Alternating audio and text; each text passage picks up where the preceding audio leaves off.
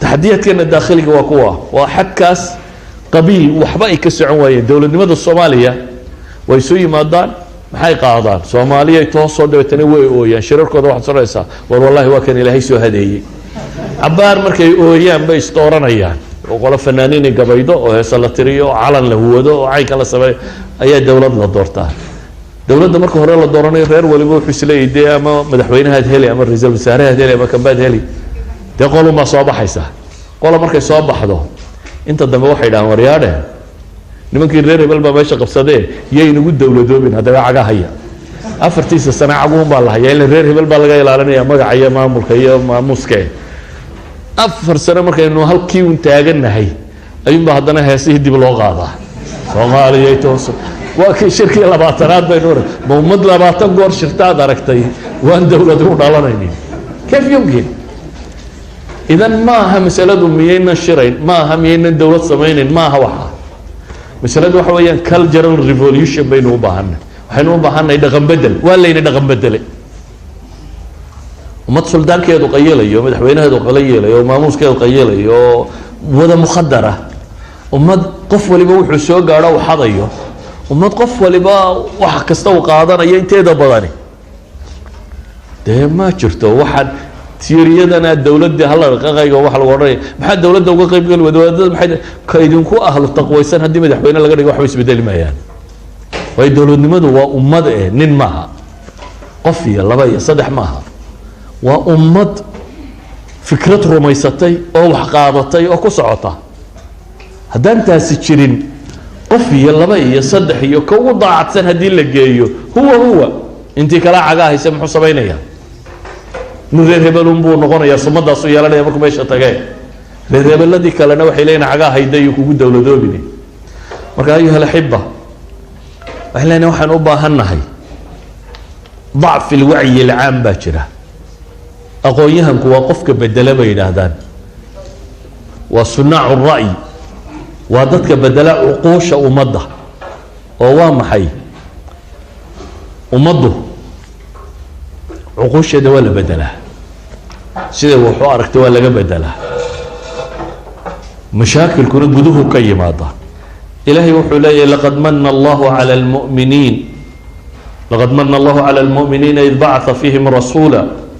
من أنفسهم يتلو عليهم آياته ويزكيهم ويعلمهم الكتاب والحكمة وإن كانوا من قبل لفي ضلال مبين أولما أصابتكم مصيبة قد أصبتم مثليها قلتم أن هذا قل هو من عند أنفسكم إن الله على كل شيء قدير لبضنا آيات اسكحيقان في سورة آل عمران إلهي وحولي دادك مؤمنين تا إلهي وحيدون كوك الله دايستي دادك مؤمنين تا ربي وحو كن معيستي وكوك الله دايستي رسول إيجا كميدا وإلهي آيات كيسا كدو الأخرين إياه وتزكية نفتو دا ربين يحمها كطاهر ياليا وكتابك إيا حكمة دبرية إنك استوى مركي هردت باضية هاي إذن منهج سحبة إلى هيدي سيبا للي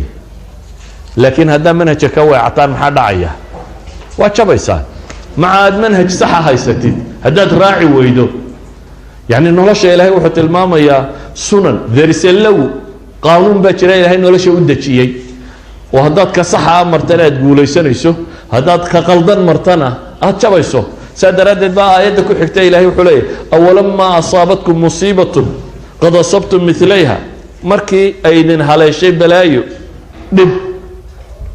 إذنكم بقى هداتك كلا مثل مدى قارسيسين أي واحد ترى قلت من هذا كيف هذا سوى حكا نودع صانو تشبني من المؤمنين هين إلهي وحكو شواب قل هو من عند أنفسكم إذنكم بدكم يتكيمي إذنكم بدكم يتكيمي إذا كنا بدك يدهي معناه دوا محي وحلا ليه خالد با حريفة إيو عيد با نتشبيسي وحسوا مرمرسيو عيبت هذا إن عيد كلا دوشة كسر توا مرمرسيو إثيوبيا نتشبيسي كينيا نتشبيسي مجتمع الدول جابا نتشبيي وروح حسوا مرمرسيو دول ده بيو يسري حيسي إثيوبيا هذا ما دلانين كينيا هذا ما دلانين maraykanku hadda ma dhalane markaad jirtayba kuwaniba way jireen haddii qofka difaaciisu jabo مثلا xanuunkan AIDS-ka la yidhaha waa maxay soo maaha difaaci jidhka ilaahay jidhka difaac buu siiyey heegana oo wax kastoo soo galo weerar ku qaadaya difaacaasi oo le bay yidhaahdaan gantaala leh oo basaasiin leh oo kan leh waa difaac dhammaystiran qaab ciidan u dagaalama markaad white blood cellska iyo say u dagaalgalaan waa qaab ciidan bay u dhisan yihiin wax kastoo weeraroo dabad kaga yimaada virus ha noqdo maxaa la yidhaahdaa bacteria ha noqdo fungus ha wuxuu doonaya ha noqdo wuu difaacaa jidhka haddii difaacaagaasi burburo wax kastaaba way ku dilayaan inaad duray u dhimataa bay u badantay sida caadiga miyaynu naqaana qof duray u dhintaa haddii difaacu jabo wax waliba waxay yidhaahdaan bacteriyaadkaaga bacteria jirta jidhka ku jirta oo markuu difaacaagu soo jeedo ogol mabda'a tacayush silmi inay nabad kugula noolaato waxba ku yeelaynin laakiin hadday aragto difaacaaga oo seexday cid dabadeedba uma baahnid bay leeyihiin inta kugu jirtaa weerarka qaadaysa then you will be on bed sariirta waa inaad markaa lagu saaraa markii inaga difaaceenu jabay manaacadeenu jabtay dee cid walo kaleba way ka faa'iidaysanaysaa idan eedu ma aha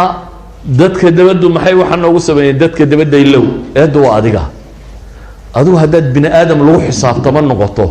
qofka kalena uu xisaabtamaya maxaa qofkan mari kara maxaan see mari karin haddaad see noqoto qof la iibsan karo dee waa lagu gadanaya dhulka daaya dadkaa la gadanaya dee soo imikaba dadkeennii laguma kala gato libiya iyo meelaha dadkeennaa la gataa dhulkeennaa la gataa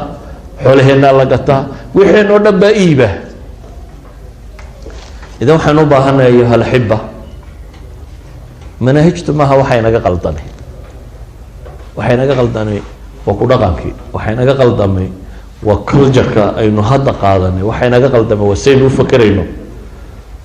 haddaba su-aashii ahayd maxaa cilmigaygu wax u tari waayey dee cilmigu hadduu suluuk isu bedeliyo dhaqanna waxbuu taraa hadduu si yari yahayna dee kama gedisna kaa rikoodhada ku jira ka internetka ku jira maskaxdaaduna waa nooc wax rikoodh gareeya un wuxuunbaad noqoto in hal cajiladoo cajiladaa lagu biiriyo wax lagu rikoodh gareeyo hal meeloo wax lagu kaydiyo ayuumaad ka mid noqotay waxoogaa theories iyo waxoogaa aqoona lagu kaydiyey haddii aanay mar dhaqan noqonayno bini aadamnimadu waa markaad dhaqanka u bedasho waa markuu behavior noqdo waa markuu dhaqan iyo akhlaaq noqdo waa markuu isbedel keeno marka ayuha alaxiba waxbaa baranaysaa si fiican wax u barta weeleeya cilmiga naqdiya oo critical analysis ku sameeya si fiican wax u barta waddankii markaad tagtaanna dad wax cusub soo kordhinaya oo isbedel bulshada ku sameynaya noqda isbedelka rasmigina wuxuu ka bilaabmaa naftaada haddii adiga diintaada iyo caqiidadaada iyo dhaqankaaga iyo qaab nololeedkaagu isbedelo dan leadership attitude baad leedahay dadkana waad bedeli kartaa markaa haddaad si adigu bahal wuxuu soo gaadhaba cunaya tahay nin reer hebelaa tahay oo reeraha kale iska celinaya intii dee xaggaa lagu hayay uun plus one uun haddaad noqonaysana maa fi faa'iida halkeedii baa la joogaya adiga iyo adeerada iyo awowyadaaba si unba u jabnaanaysaa si un baana loo sii hoos maraya waxaynu isugu faano markaynu reeraha nahayna waxa weeyaan reer hebel iyagaa iga dhimasho badan maaha annaga ka nolol badan waa 100 baanu ka dilay yar 10 bay naga dileen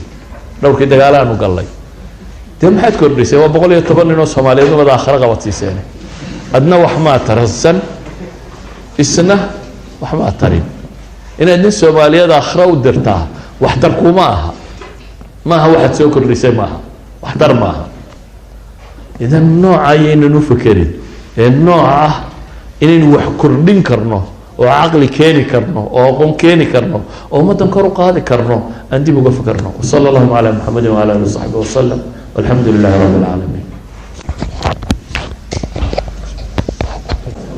jazakallahu khairan wa barakallahu fiik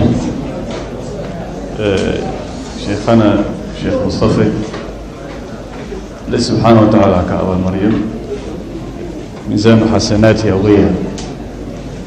هذا قيمها بضن